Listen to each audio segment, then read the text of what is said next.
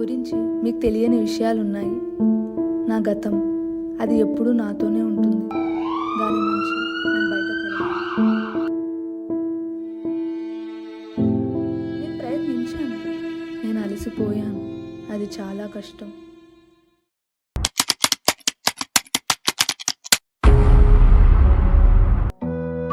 మనం ఎప్పుడూ ఇలానే కలిసి ఉంటాం. నువ్వు దేని గురించి టెన్షన్ పడకు.